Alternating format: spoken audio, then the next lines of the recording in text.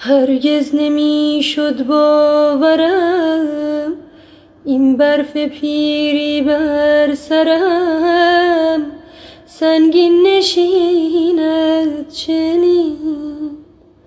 من بودم و دل بودم ای آواز من آواینه، هر گوشه میزد تنی. اکنون منم حیران ز عمر رفته سرگردان، ای خدای من با این تن